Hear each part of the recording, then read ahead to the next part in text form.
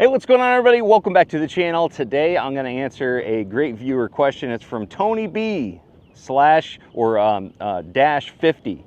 And he asked, it's kind of a two-part question. Are you throwing to the top of the ledge and bringing it down deeper, or are you casting over the ledge and bringing it up? Or are you fishing the top till the drop off, then reeling it in? So great question. I need to put it in context. I should have kind of mentioned this before. So did a video yesterday.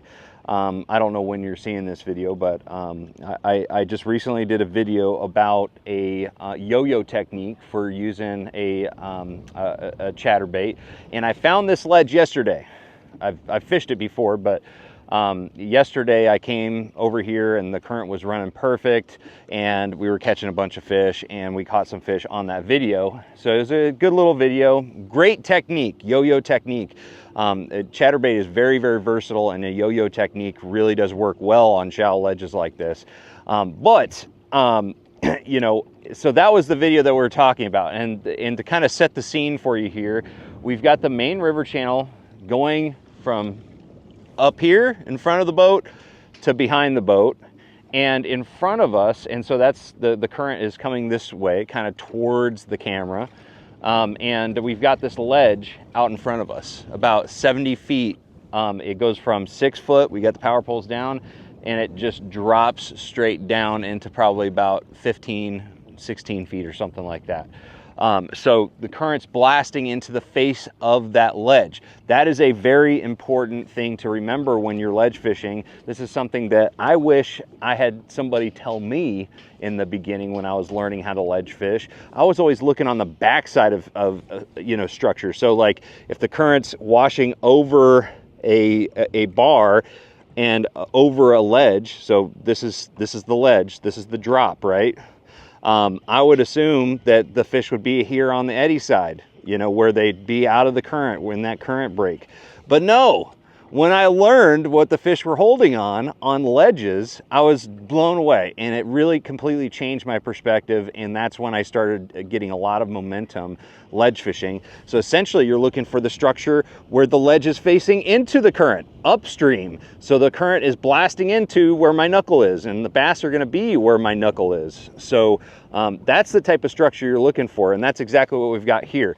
We've got current blasting into my knuckle, and that's where the fish are holding. Today kind of sucks. I came out here to do some more videos, and I had so much fun throwing crankbaits and that chatterbait and all that, and was catching a bunch of fish.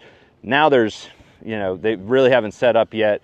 The current is, or the wind's kind of blowing against the current. They're letting out just as much as they are letting in, so the current's just really not rolling very well. The wood is actually floating upstream, which is never what you want to see on the Tennessee River. But anyways, I'm still going to show you how I fish it. So to answer your question, pretty much all the time, and right now I'm going to, just because it's so slow, I haven't been able to catch them on moving baits, I'm going to throw this little mag fatties with the lead shaker jig head there. You can find the links in the description if you like. One of my favorite baits to throw this time of year when the bite is kind of slow and there's not much current.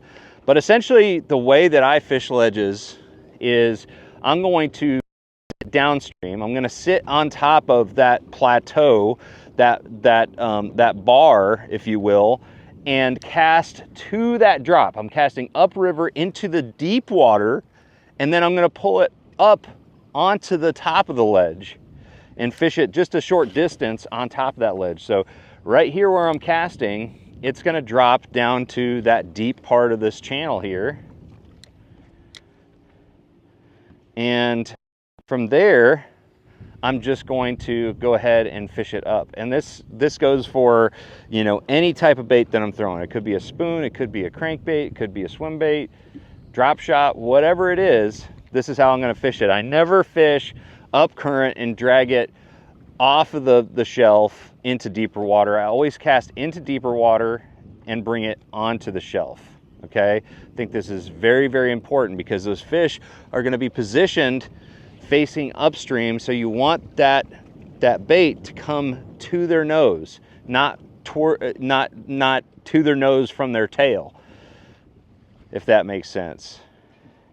And I love this type of ledge because you can put the power poles down, and whenever you can put the power poles down, that's a real benefit. But this is essentially how I fish it. I don't know if I'm going to catch them. I've only caught one this morning off of this little ledge, which is a disappointment because it was like pretty much every cast yesterday.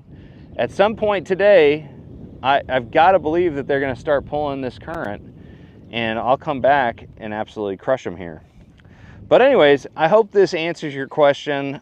You know, in general, look for those ledges where the current is blasting into the face of that ledge, and always sit downstream casting upstream, and use your power poles if it's shallow enough to anchor there. You know, I use the one pump system power poles. I'll put the links in the description below because bassboatelectronics.com, they've got a new shipment of those power pole one pumps, which has been awesome, by the way.